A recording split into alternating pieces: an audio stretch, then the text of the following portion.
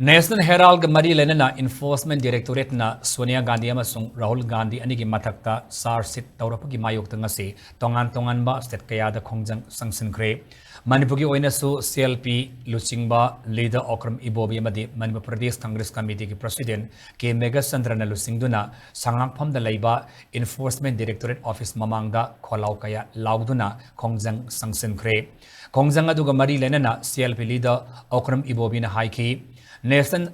Herald Haibasi Miam Nahiana Kangnaraba Miam Achumba voice Tampamamane Masiki Matanga Congress Party ki Makedegi clarification Piki Belaire Adamapu BJP na Enforcement Directorate pu Kulai Unesijinaba Manba Mawongda Congress Party ki leader Amade Opposition Party ki leader Singda Tritan Tauba Political Bentata Taurakpa Amade Sar sit tausilapa asi yaningde asiguma BJP lengak asina Enforcement Directorate pu kulai oina sujinaba haibasi Congress Party ni yaningde thawong asi tasengna democracy bu khongaungna bani haiba phongdoke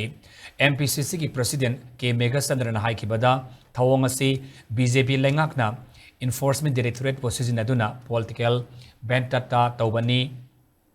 democracy khongaungna bani Changsinkhre Khongjang aduda Rahul Gandhi amadi Sonia Gandhi da sar sit tauba yaningde BJP na ED bu political tauba yaningde BJP down haiba kholau kayasu lauki lunena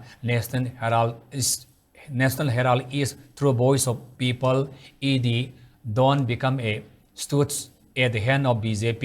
ED becomes a tool to flatten opposition haina thaba playcasting sijinaduna kholau kayasu lauki Madam Sonia Gandhi leader do Rahul Gandhi matata national hero life see am the India ki anan ba prime minister Pandit Jawaharlal Nehru ki manti ki general paper amani masi ki matang se da kan prashar toksalaga koi detail search di moina search da mai hajal yaro otta hayeng trial se thar ko da madu sabza ba evidence ki ngam dragadi conviction ki ba Gandhi ba haji yaro aduko yagi opposition ki political party leadership se karim ta movement to ngam dana ba haina Second Toba Haibantani. In the Haibun, the Nava Haibun, Scuba, political vendetta way to say, Race Party now strongly condemned the nationwide machine protest of it. Enforcement Directorate की Mamang the protest of the Congress Party के leader Madam Sonia Gandhi की अमसुंग leader of the opposition Rahul Gandhi की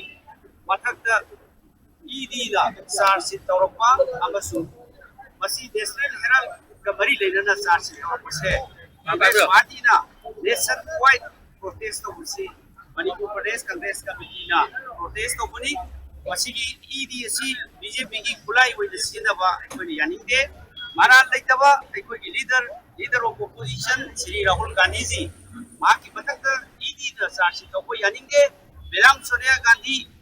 ba ki batak su ED the SARS to pase yaningi haibagi protest na ngasi aikoi Manipur Pradesh Congress Committee na ED ki office mamang da protest tawjibani